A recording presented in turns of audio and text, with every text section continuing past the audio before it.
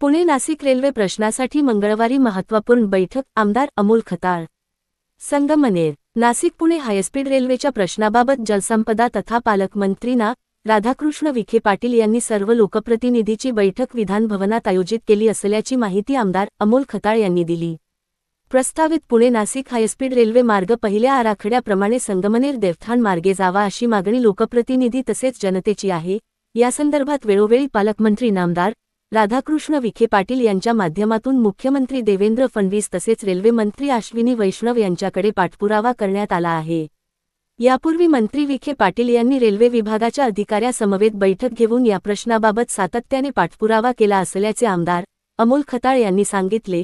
Pune Nashik railway प्रकल्पाच्या प्रस्तावित मार्गाबाबत railway विभागाच्या कार्यालयात मंत्री विखे पाटील यांच्या सूचनेवरून आपणही बैठक घेऊन सर्व माहिती जाणून घेतली होती.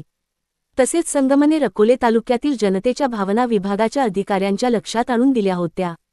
प्रस्तावित रेल्वे मार्ग संगमनेर देवठाण मार्गे जावा या मागणीने पुन्हा जोर धरला असून पालकमंत्री विखे पाटील यांच्या नेतृत्वाखाली केंद्र आणि राज्य सरकारकडे पाठपुरावा करण्याच्या दृष्टीने मंगळवारी विधान भवनात आयोजित करण्यात आलेल्या बैठकीत या प्रश्नाबाबत शासनास उपाय सुचविण्याच्या दृष्टिकोनातून निर्णय होतील असे आमदार अमोल खताळ यांनी सांगितले.